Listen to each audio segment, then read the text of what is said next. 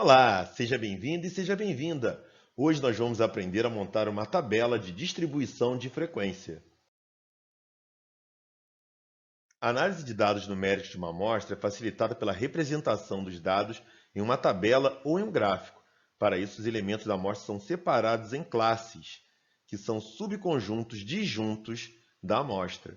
Tá? Quando a gente faz uma pesquisa, os dados geralmente eles vêm bagunçados. A pessoa não vai responder na ordem certinha. Quando a gente vê uma tabela, já está tudo separado, já está tudo organizado em classes. Por exemplo, se eu pergunto qual é o seu esporte favorito, não vai todo mundo responder primeiro futebol, depois vôlei, não. Vai vir misturado. Um fala futebol, depois fala vôlei, depois volta para futebol, depois volta para basquete, volta vôlei de novo. Então a gente faz uma separação em classes. Cada resposta seria uma classe. Por exemplo, futebol. Junto tudo de futebol, junto tudo de vôlei, junto tudo de basquete. Cada resposta dessa é uma classe. Então a gente faz uma organização para facilitar o entendimento. Exemplo, em uma pesquisa sobre preços de um modelo de tablet em 20 lojas do ramo, foram coletados os seguintes valores em real. Então, a gente estava fazendo uma pesquisa nas lojas sobre o preço de determinado tablet. Você vê que os dados estão todos bagunçados. Na primeira loja custava 1.000, depois 1.500, depois volta para 1.000, depois 1.600. Não é tudo organizadinho. Ah, começa no 1.000, depois vou para 1.500. Não, é aleatório. Então, a tabela de distribuição de frequência é a gente organizar esses dados para melhor compreensão. Quando eu olho essa tabela aqui, esses números todos misturados, fica difícil, eu tenho que ficar olhando, eu perco um tempo para entender. Então, a gente tem que organizar para facilitar a compreensão. Bom, vamos tentar organizar esses dados numa tabela. O que nós estamos analisando é o preço e a quantidade de lojas que esse preço apareceu.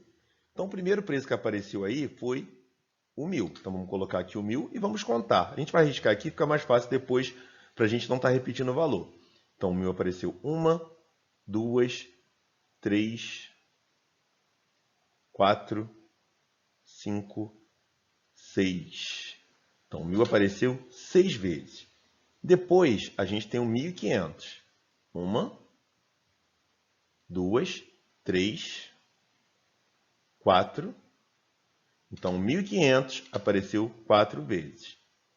Depois a gente tem o 1.600. 1, 2, 3, 4, 5, 6, 7, 8, 9, 10. Então, 1.600 apareceu 10 vezes. Não tem mais nenhum valor aqui, a gente vê, ó, já riscamos todos os valores, não aparece mais nenhum valor diferente, então a gente agora coloca o total, que é, somando isso tudo, 6 mais 4 mais 10, foram 20. Então foram em 20 lojas, a quantidade de lojas da pesquisa, né, que foram pesquisadas, foram 20. Bom, fica mais fácil essa tabela do que eu pegar. Quando você olha esses números aqui, em cima, desorganizados, você até consegue analisar quantas vezes apareceu, só que você perde um tempinho. Na tabela não, você vê. Preço, 1.000 apareceu em 6 lojas, 1.500 apareceu em 4 lojas, 1.600 apareceu em 10 lojas. A quantidade de vezes que cada valor aqui aparece é o que eu chamo de frequência absoluta, ou simplesmente frequência. Então, o que é frequência? É a quantidade de vezes que aparece cada classe dessa. Então, 1.600 apareceu 6, 1.500 4, 1.600 apareceu 10 vezes. A gente chama isso de frequência absoluta e a gente usa esse símbolo aqui, Fi, para estar representando. Aqui a gente só está reforçando o que a gente já disse, a quantidade de vezes que cada valor é observado chama-se frequência absoluta ou simplesmente frequência, que é o Fi. Bom, a tabela que mostra a relação entre a variável e a quantidade de vezes que cada valor se repete, frequência, é chamada de tabela de frequências ou distribuição de frequências. Então, essa tabela que a gente acabou de fazer é uma tabela de frequências ou distribuição de frequências. A razão, ou seja, divisão entre cada frequência absoluta e o total pesquisado é chamada de frequência relativa, FR, e geralmente é expressa em porcentagem. Então, naquela tabela anterior, a gente só viu a frequência absoluta. Vamos ver agora a frequência relativa. Bom, a primeira tabela que nós montamos tinha apenas duas colunas, a das classes, que representa o preço, e a frequência absoluta, que mostra quantas vezes cada classe apareceu. Bom, agora a gente vai aprender a calcular a frequência relativa, que mostra a relação entre essa frequência e o total, que geralmente é dado em porcentagem. Ela é obtida dividindo a frequência absoluta pelo total. Então, para eu achar a frequência absoluta do 1000, eu vou dividir o 6 pelo total, que é 20. Então, vai ficar 6 sobre 20. Dividindo 6 por 20, eu tenho 0,30, que é a mesma coisa que 30%. Bom, quem não sabe transformar número decimal em porcentagem, não é difícil. Você vai trabalhar com as duas primeiras casas decimais. Aí, se aqui tivesse um número, você colocaria vírgula depois da segunda casa. Então, isso aqui ficou 30, então é 30%. Então, aqui, 1.500, ele apareceu 4 vezes. Então, eu pego 4 dividido por 20.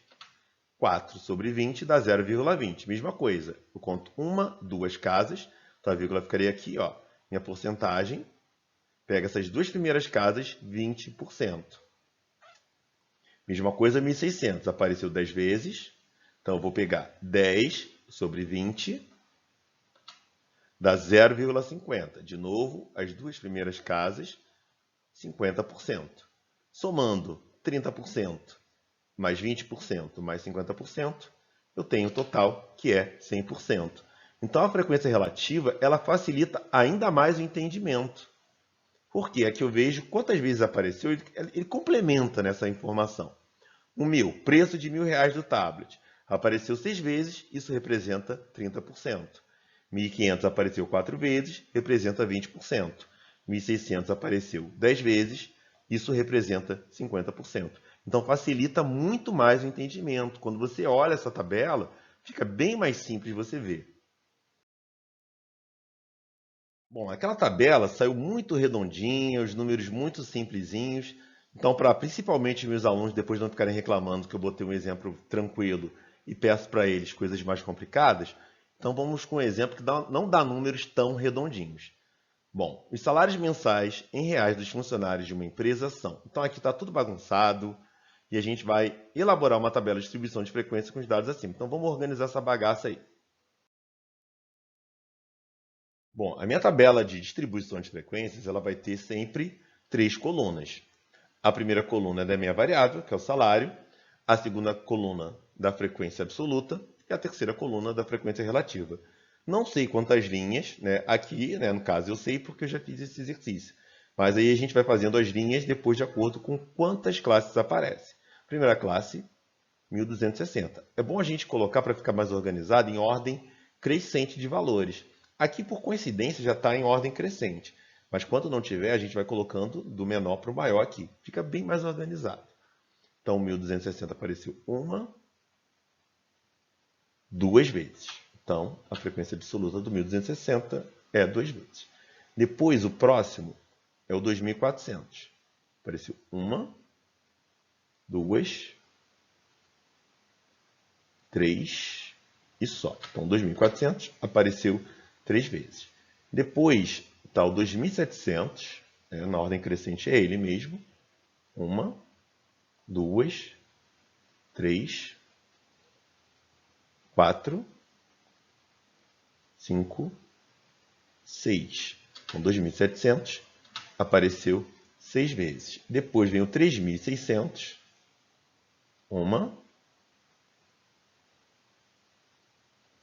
duas, três. Então, 3.600 apareceu 3 vezes. Depois vem o 4.500, que aparece uma, duas vezes. Então, 4.500 apareceu 2 vezes. E por último, eu tenho ali o 11.400, saláriozinho bom, né? Apareceu uma, duas, três, 4, 5, 6. Então, 11.400 apareceu 6 vezes. Somando tudo, dá 22. É importante depois você contar para ver se não esqueceu nenhum, senão muda. Se você errar um número aqui, já era seu gráfico. Seu gráfico não, perdão, sua tabela. Então, você confere se o total está batendo. Aqui eu tenho exatamente 22 números e bateu 22.